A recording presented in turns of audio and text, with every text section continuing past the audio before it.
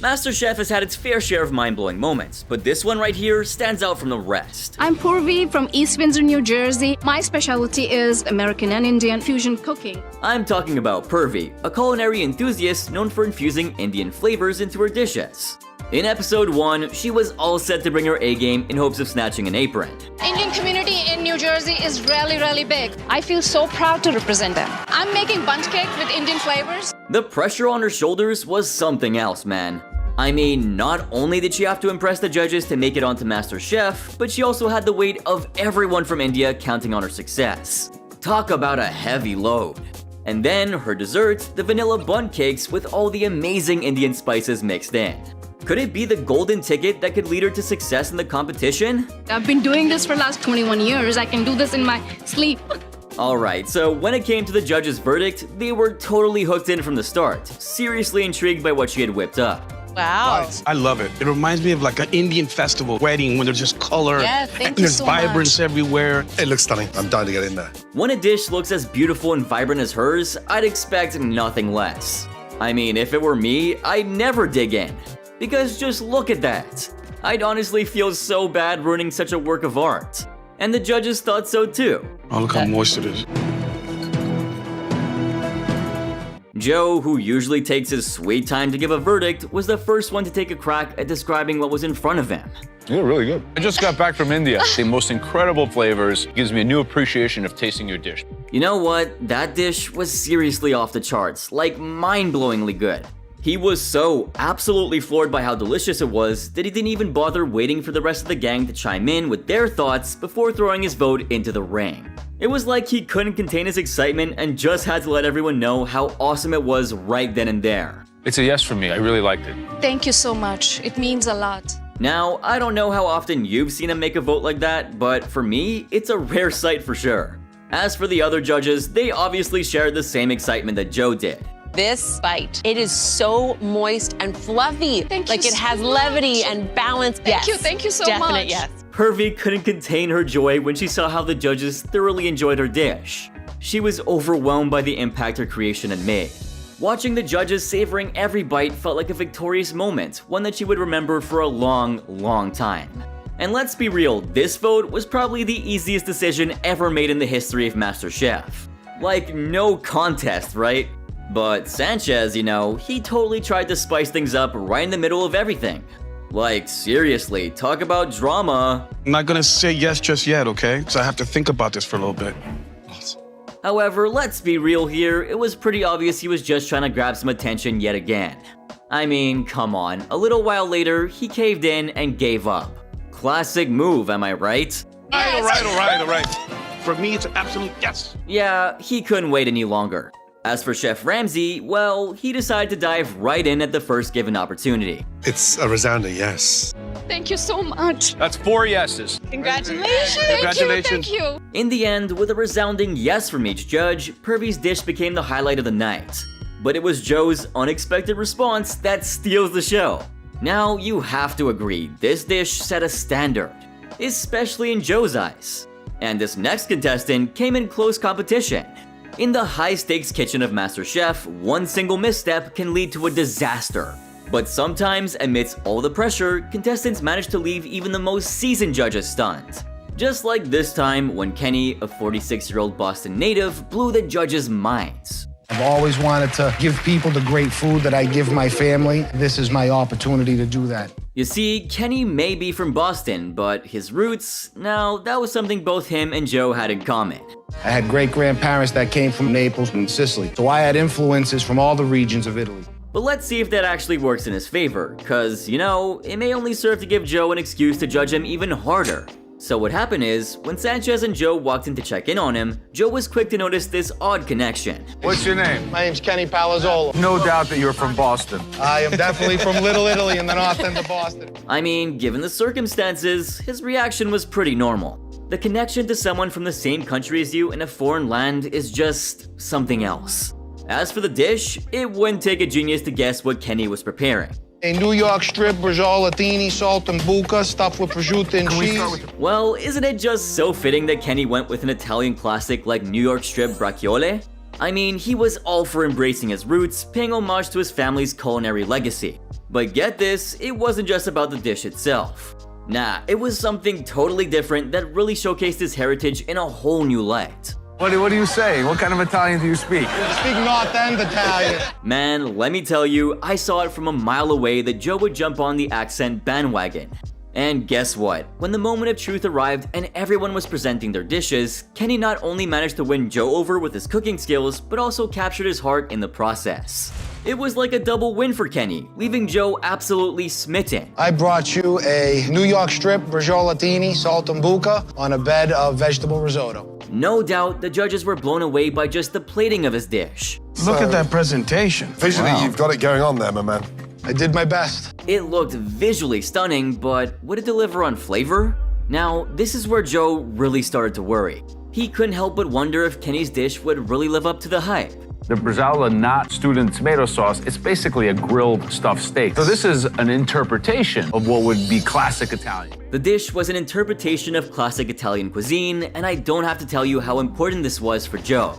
As the judges took their first bite, anticipation hung in the air. And then it was time for the verdict. That's wonderful. You've defied the odds because I'm amazed you got that texture from a New York strip. The judges were all here for the dish.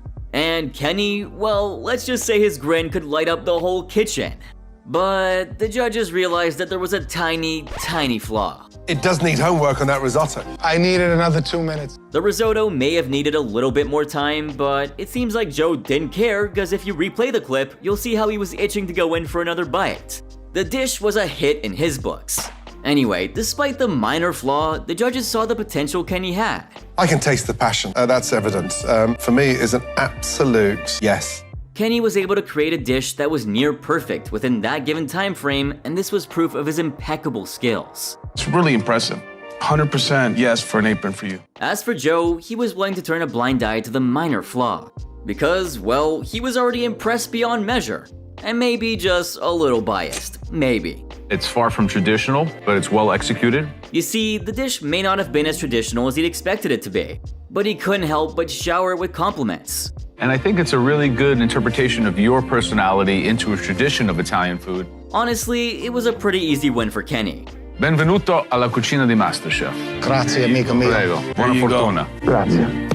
And believe me, he was more than grateful for having received the apron, specifically because it was handed down by Joe. Joe Bastianich, to hear him say that he believed in me and handed me that apron, such a surreal moment in my life, I'll never forget it. Well, this one dish propelled Kenny to being one of the top contestants on the show. But that's a story for another time, so let's move on. If you ask me, I think season 12 of MasterChef was in a whole different league, with contestants from the previous seasons coming together to fight for the win once again. And in this battle, if there's one guy who stole the spotlight with minimum effort, it definitely has to be Michael. It takes hours or days to make the broth. Alright, so here's the deal for this episode's challenge. The contestants had teamed up with Grubhub to upgrade some of the most popular delivery items in the country. The one who nailed the challenge gets a sweet immunity pin and a spot in the top 10 with Shanika and Bowen. So each contestant got to pick a random takeout bag with a dish they had to work with. And what did Michael get? Ramen. Ramen? Oh yeah, the guy definitely had his work cut out for him.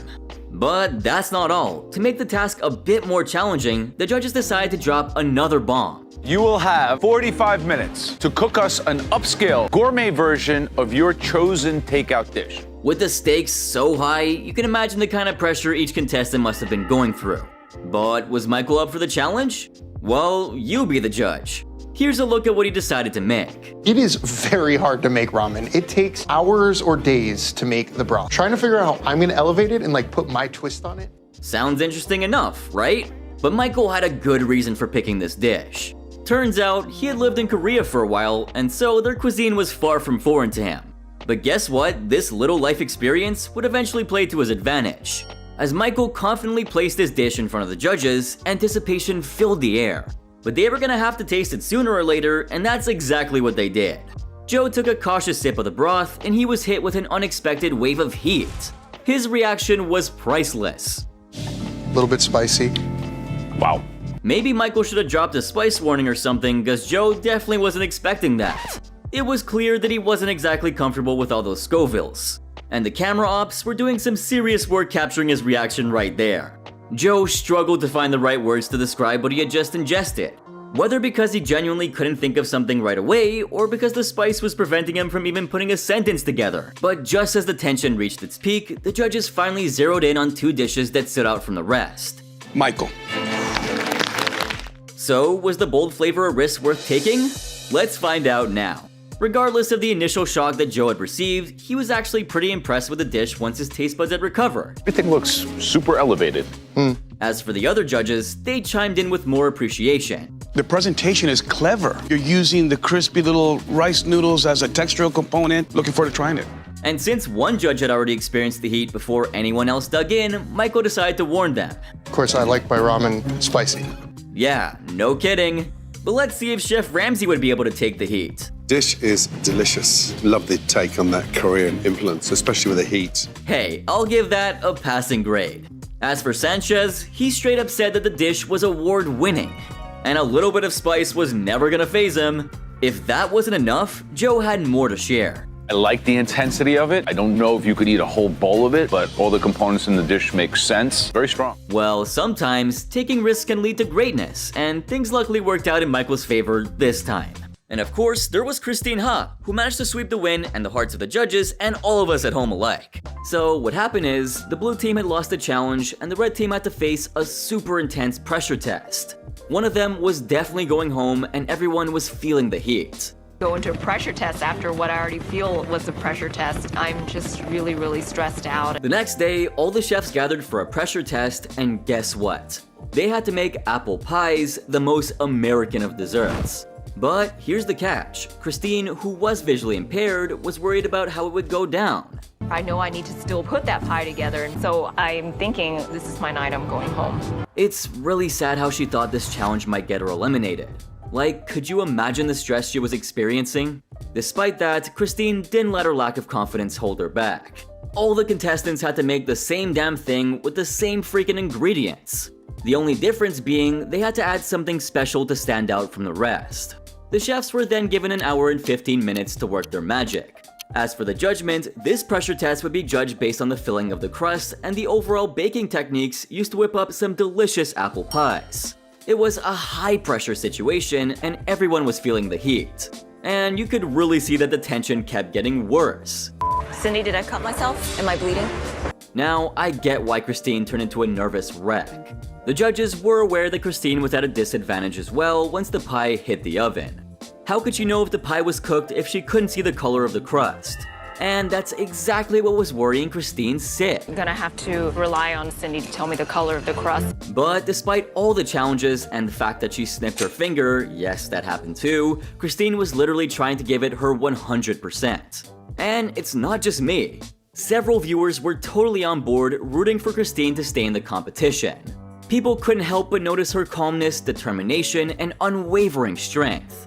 Even when she doubted herself, she approached each challenge with a level of excellence and professionalism that was truly inspiring. One viewer noticed how there was not a hint of cockiness or arrogance in this woman, just a genuine sense of self that went beyond the awareness of her own incredible abilities. She proved to be a true master in every sense of the word. The 3 judges had their own doubts, but they were also really hopeful. But the thing is, she does know how to cook and she knows how to season. With only 40 minutes left, it was time to put the pie inside the oven. And this challenge turned out to be hard not only for Christine, but all the other contestants as well. Somehow, none of them had been able to get their pies baking yet. But things got even tougher for Christine when this happened. There's no way, I just don't have any more flour. Felix, do you have extra flour? I'm sure she never expected that to happen. The flour literally broke into pieces and she ran out of it. Christine had to ask another contestant for some extra flour. And well, at this stage of the competition with time closing in, everyone started to doubt if she could make it.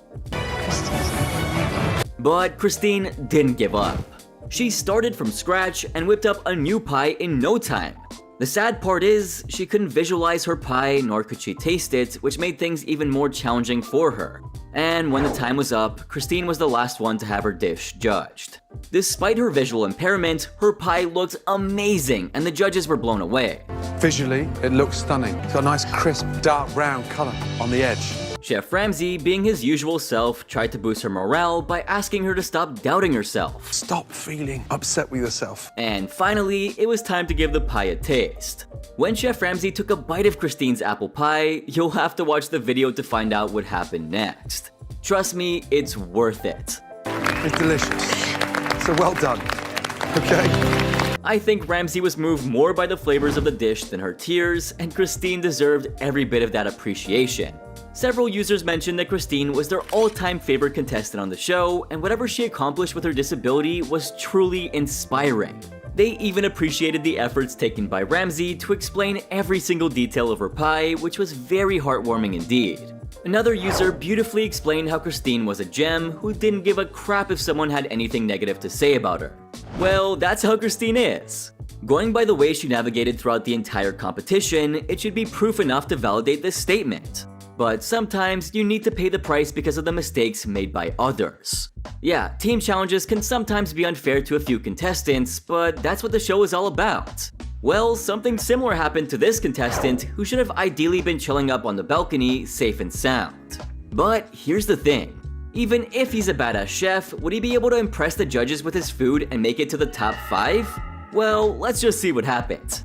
In the 15th episode of Season 7, the contestants were driven to a pop-up restaurant. Once there, they had to whip up 2 appetizers and 2 entrees for the guests. The teams were led by David Williams and Katie Dixon, and this guy named Sean O'Neill was on Katie's red team. Now, after all the hustle, the blue team won. But let me tell you, Sean from the red team didn't deserve to be called a loser.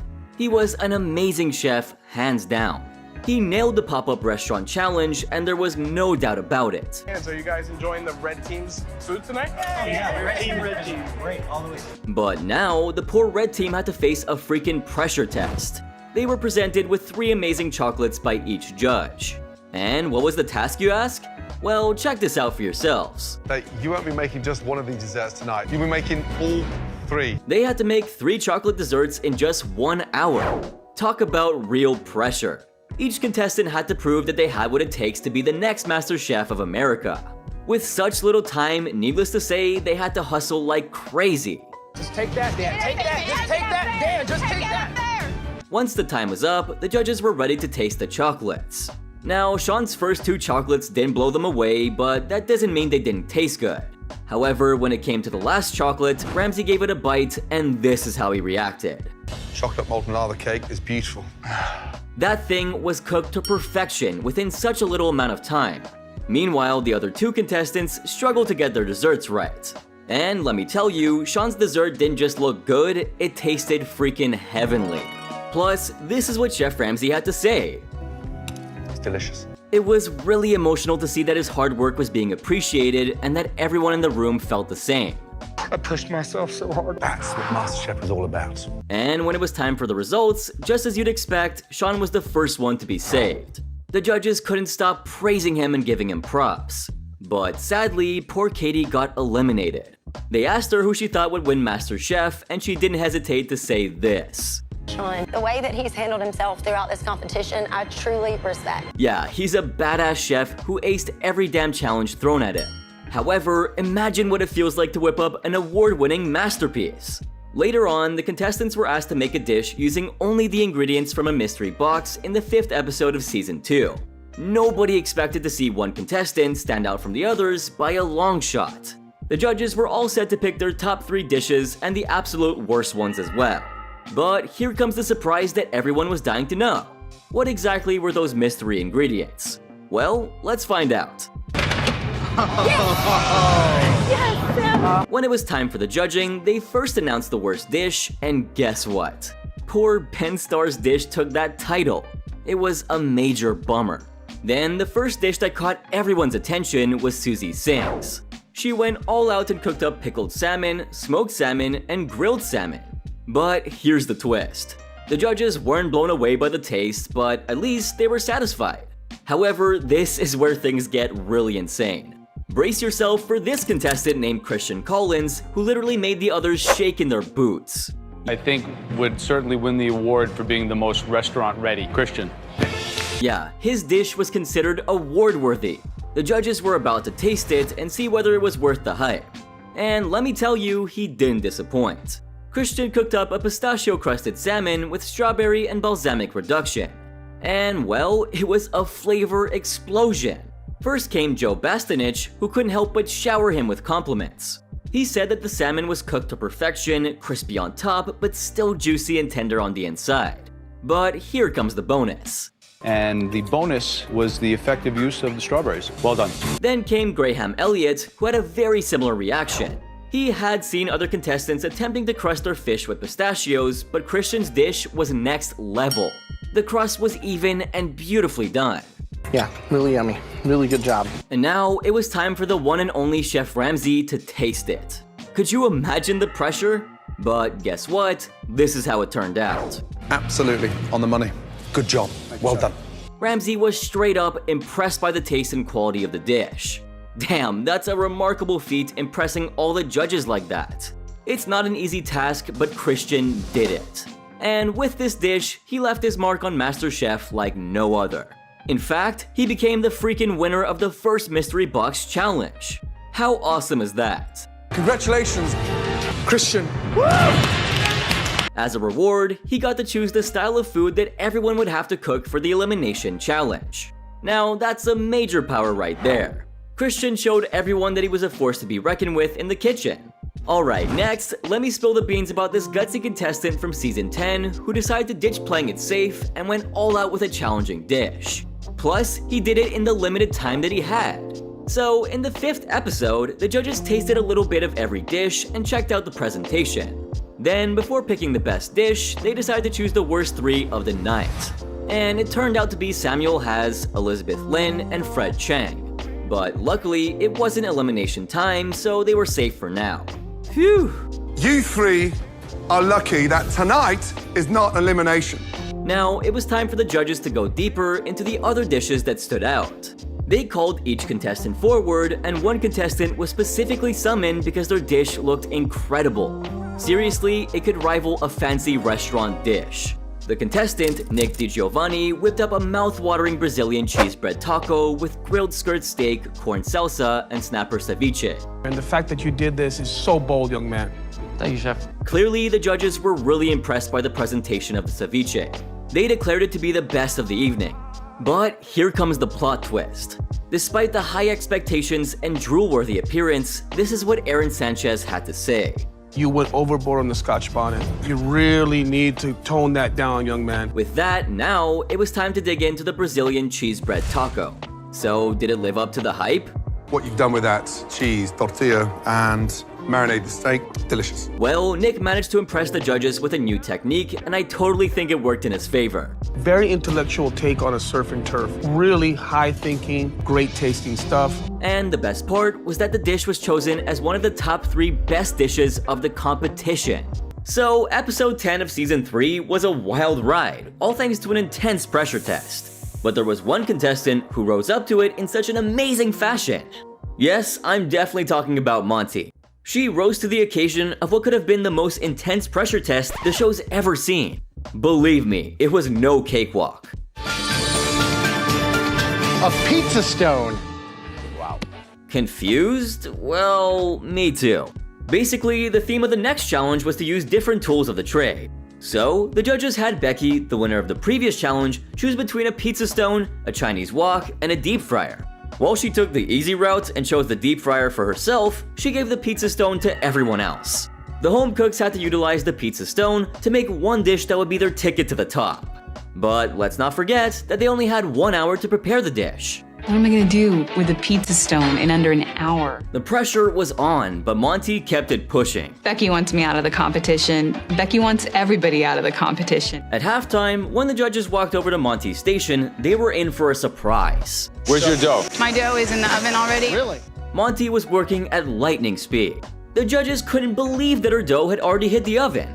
And this piqued Joe's curiosity about what she was making. And her reply wasn't exactly what he was expecting. Making a soda bread, I make it for my son all the time. A soda bread? He was genuinely surprised. But Monty was unfazed. I'm gonna make a pureed carrot soup with a touch of ginger and lemon zest. Given her colorful description, Joe was really skeptical. But he was really curious to see if her confidence would show in the end result. However, hey, what's a story without a good plot twist, huh? And she's now roasting the carrots and blend them into a carrot soup. I mean, completely all over the place. Despite being the first one to get to the oven, Monty had hit a roadblock. With time running out, she still seemed to be working on her carrot puree. Things weren't exactly going in her favor, and Monty was left scrambling, unsure how to fix the issue. But her nightmare didn't end there. It was just the beginning.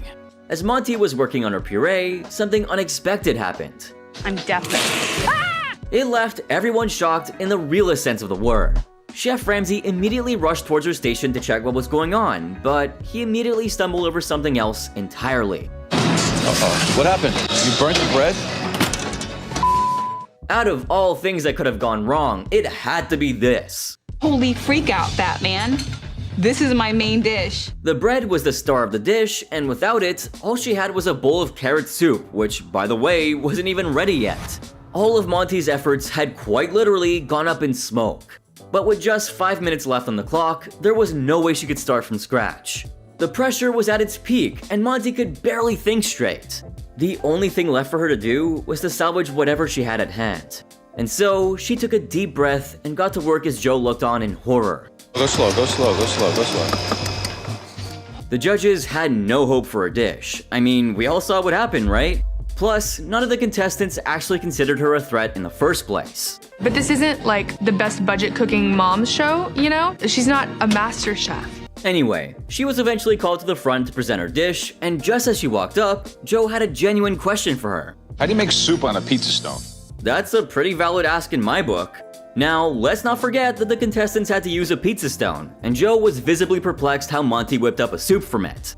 However, Monty's reply really turned the tables. I roasted carrots on a pizza stone and I pureed them. But wait, it wasn't just the carrots. I made soda bread on the pizza stone as well, what I would cook for my son and I on a rainy day. She had certainly thought it through, huh?